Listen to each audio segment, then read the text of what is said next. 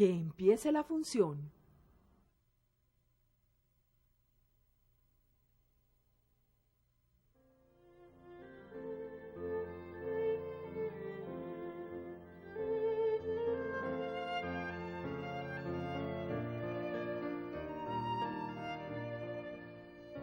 No se cree que Euler haya usado la letra E en honor a sí mismo. Se cree que la usó por ser la primera letra de la palabra exponencial. Euler, que es uno de los matemáticos más importantes de todos los tiempos y tal vez el más prolífico, tenía un gran sentido práctico y entendía la importancia de una buena notación. Él fue el primero en usar I para denotar raíz de -1. Y uno de los primeros, después de William Jones, 1675-1749, en usar la letra griega pi para denotar el cociente entre la longitud de la circunferencia y el diámetro.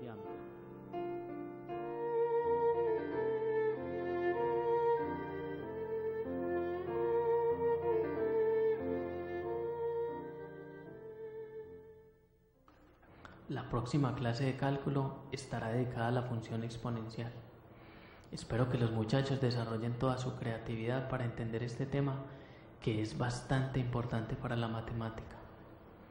Debo idearme una forma de presentarles esta función para que la relacionen con eventos de la vida cotidiana. También es importante hablarles de uno de sus creadores, el matemático suizo Euler.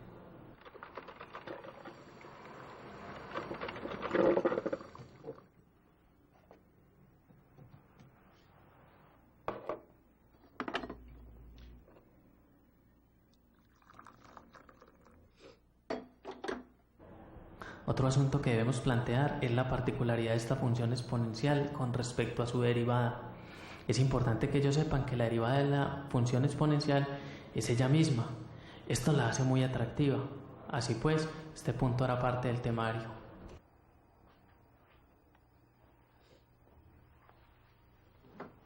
Los índices económicos están relacionados siempre con la función exponencial. Voy a buscar en la red a ver qué me puede servir.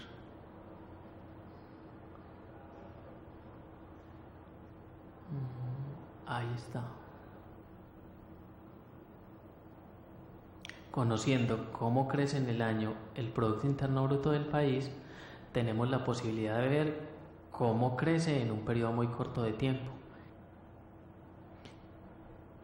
Este gráfico nos puede ayudar bastante a comprender este tema.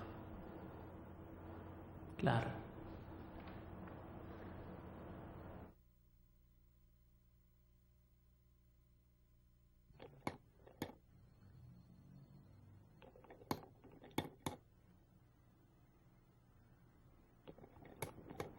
También necesito abordar el tema del crecimiento de una población que se multiplica con gran rapidez. Estos tres aspectos nos darán una buena idea de cómo se comporta esta función exponencial. Ahora el asunto es cómo presentarlas en una forma coherente. Profe, necesito una función para modelar el crecimiento de esta colonia. Profe, nosotros hemos tratado de entender qué significa que el PIB tenga un crecimiento del 4%. Profe, debe haber una función que al derivarse quede idéntica a la original, como esta.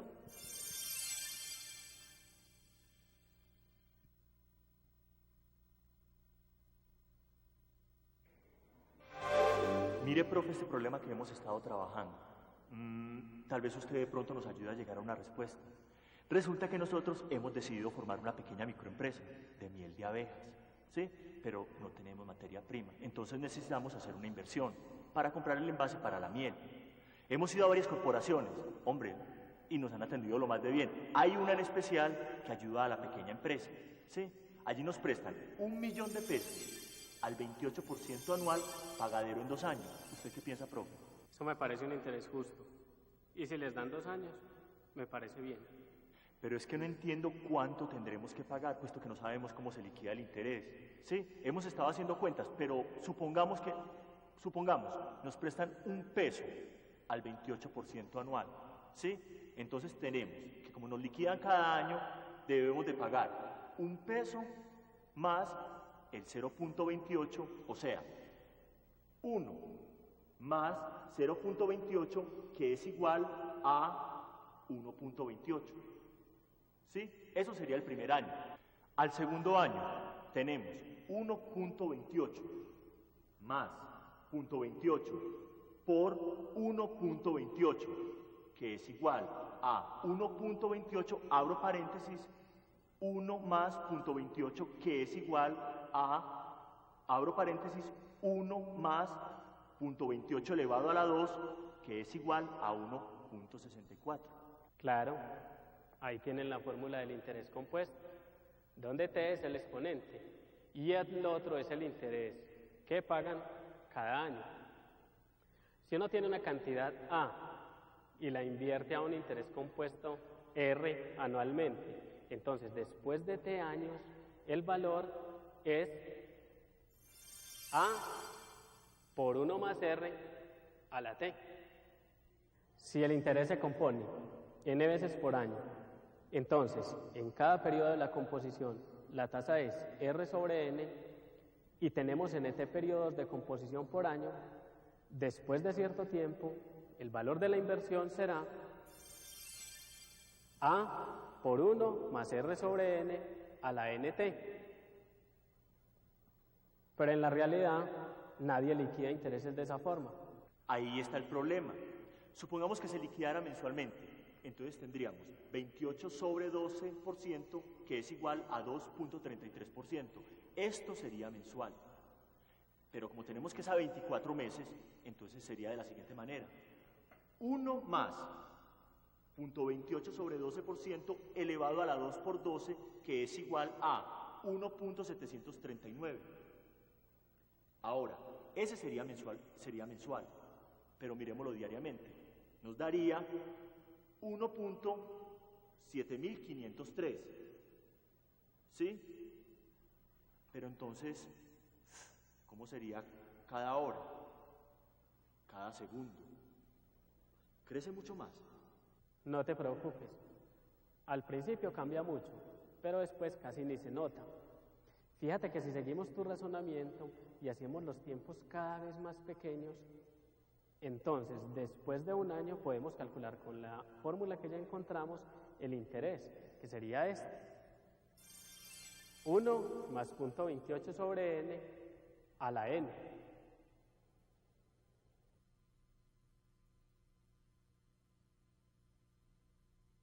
Y fíjate que lo que estamos haciendo es tomar n cada vez más grande. Es decir, estamos ante un límite.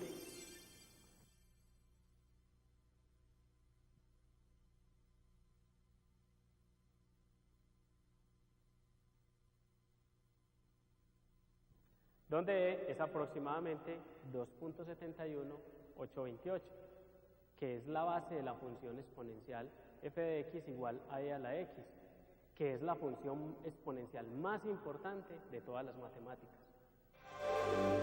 Vea, profe, yo estoy haciendo un experimento sobre la reproducción de las moscas de fruta. Aquí coloqué 10 moscas y cada 6 horas estoy revisando si han aumentado o han disminuido. Yo he colocado todos los datos en una hoja y voy a realizar un informe sobre el patrón de comportamiento y los resultados que he obtenido de él. Antes de responder a sus preguntas, hagamos un pequeño recuento histórico para ver cómo esos problemas ya habían sido expuestos por algunos matemáticos en otros tiempos. F. Dibond, en 1637, ya había estudiado la geometría de Descartes y un año después le propuso al mismo Descartes el siguiente problema. Encontrar una curva y de x tal que para cada punto P de la curva, si B es el punto donde la vertical que pasa por P corta el eje X y T es el punto donde la tangente que pasa por P corta el eje X, la distancia entre B y T sea siempre igual a una constante A. Pero, profe, nosotros le preguntamos por una función que fuera igual a su derivada. Exactamente, ese es un problema un poco más general, pero tiene la misma esencia. A pesar de los esfuerzos realizados por Descartes y Fermat, el problema no tuvo solución hasta 50 años después, en 1684, y fue el mismo Leibniz el que propuso la siguiente solución. Miren ustedes con cuidado cómo aparecen las ideas centrales del cálculo infinitesimal como se le denominaba en ese entonces. Veamos este dibujo. Sea la cantidad constante y P de XY un punto dado sobre la curva que queremos descubrir, incrementemos a X una cantidad pequeña a la que llamaremos B. Se prolonga TP hasta que se encuentre con la vertical por B' en el punto P'. Por lo tanto, por la semejanza de los triángulos, el valor de Y se aumenta en Y por B sobre A. Repitiendo el proceso, obtenemos la siguiente figura.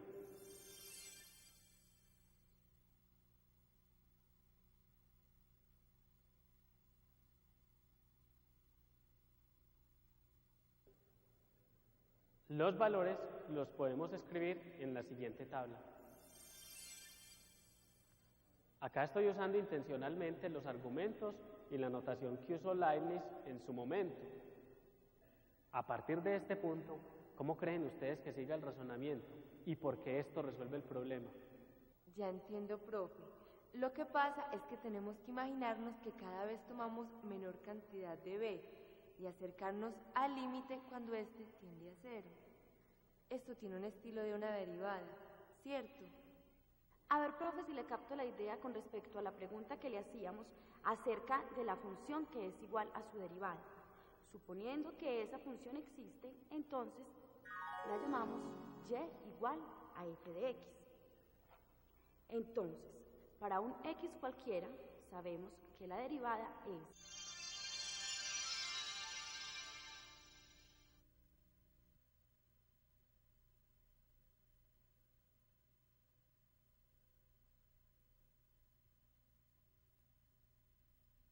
pero sabemos que la derivada en el punto particular, digamos, p de x0, f de x0, es la pendiente de la recta tangente a la curva en ese punto, o sea que la ecuación de la recta tangente es y menos f de x0 igual a f' de x0 por x menos x0.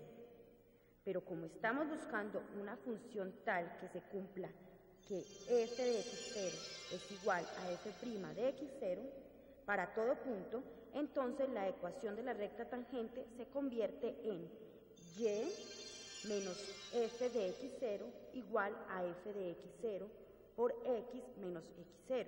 Ahora en el corte con el eje x sabemos y igual 0, por tanto nos queda menos f de x0 es igual a f de x0 por x menos x0.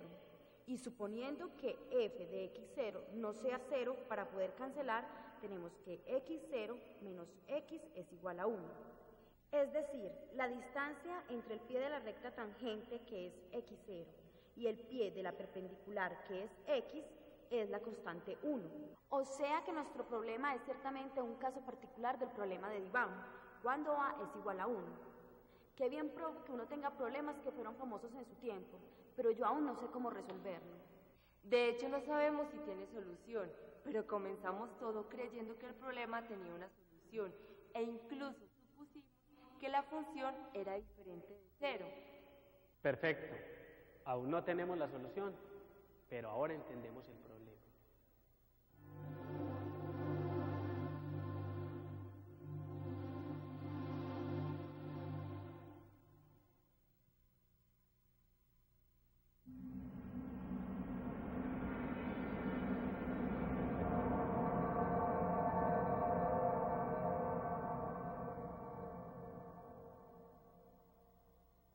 En 1748, Euler propuso los siguientes problemas.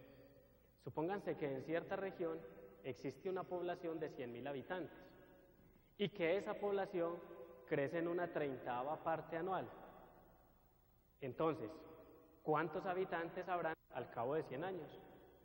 Otro problema propuesto por Euler fue cómo calcular el dinero que tiene que pagar un hombre que ha prestado 400.000 florines a una rata del 5% anual. Euler detectó que para resolver el problema de la población se requiere calcular la siguiente expresión. 1 más 1 sobre 30 a la 100. Para el problema del interés se requiere calcular 1 más 0.05 a la t. Y que en general problemas de este tipo, incluida la solución de Leibniz y el problema de Dibond, requieren calcular 1 más w a la n, donde n es un número muy grande y w es un número muy pequeño. Pues bien, lo que hizo Euler fue suponer primero que w es igual a 1 sobre n. Veamos una tabla con algunos cálculos. Noten que a medida que el valor de n crece, el valor de la cantidad 1 más 1 sobre n a la n se aproxima a un cierto valor. Pues bien, lo que hizo Euler en una notación moderna fue definir el límite. Límite cuando n tiende a infinito de 1 más 1 sobre n a la n, con la letra e. Ahora la llamamos el número de Euler y con una precisión de 16 dígitos es 2.71, 828, 18, 28, 45, 60, 45, 09. Ahora, si B es un número fijo, entonces al límite cuando n tiende a infinito de 1 más b sobre n a la n lo denotó Euler e a la b o exponencial de b. Demostró que siempre existe. Por lo tanto, podemos definir una función que llamaremos exponencial mediante la fórmula fx igual a e a la x. Esta es una de las funciones más importantes del cálculo. Noten que por los trabajos de Euler sabemos que es continua. Su gráfica es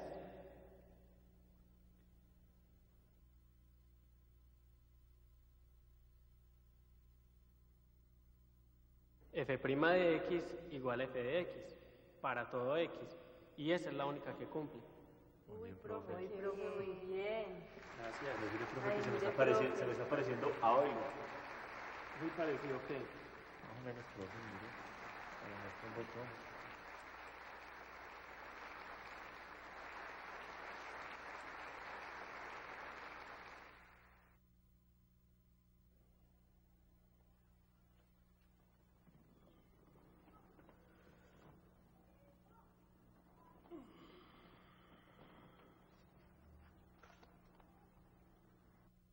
Todo lo que ocurrió en el sueño podría ser mi clase para explicarles a los muchachos la función exponencial.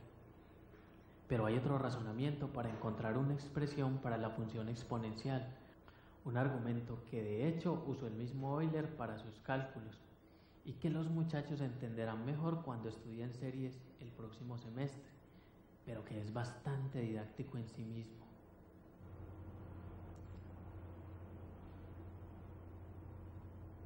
Supongamos que fx es nuestra función, que cumple f'x igual a f de x. Por lo tanto, si tomamos la segunda derivada o la tercera y en general la enésima derivada, siempre dará igual. O sea, la derivada késima de f de x es igual a f de x para todo k. Supongamos que pudiéramos aproximar a f de x mediante un polinomio de grado 3. Entonces, f de x es igual a 0 más a1x más a2x2 más a3x3 y derivando nos queda f' de x es igual a 1 más 2a2x más 3a3x a la 2. Acá tenemos claramente un problema con los grados de los polinomios. Si queremos que f' de x sea igual a f de x, pues nos quedó de grado 2. Pero como estamos trabajando aproximadamente, podemos hacernos la consideración que para valores de x cercanos a 0, una potencia cúbica es muy pequeña y la podemos olvidar por el momento. Estudiemos con detalle los coeficientes. Necesitamos a0 igual a 1, a1 igual 2 a 2 y a2 igual 3 a 3, es decir, a sub n menos 1 igual a n a sub n. Esta regla de los coeficientes la cumple a sub n igual a 1 sobre n factorial, igual a 1 sobre 1 por 2 por 3 por n. Pero nosotros realmente no podemos omitir la potencia cúbica si queremos cómputos exactos. Cuando se trabaja con aproximaciones, esto es permitido. Del estudio de tales aproximaciones se encarga el análisis numérico. El truco que hacemos es considerar una serie de potencias, es decir, una suma de infinitos términos. F de x es igual a sub 0 más a sub 1x más a sub 2x a la 2 más a sub 3x a la 3 más a sub nx a la n, donde a sub n es igual a 1 sobre n factorial. Tenemos así la siguiente fórmula para la función exponencial. E a la x es igual a la sumatoria desde i igual 0 hasta infinito de x a la i sobre n factorial.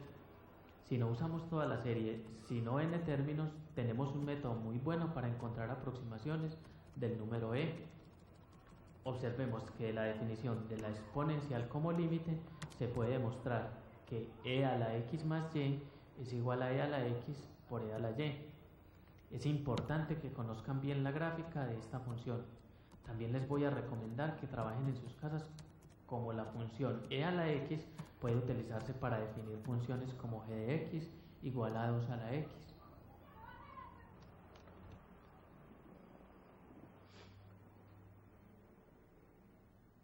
Qué sueño tan real.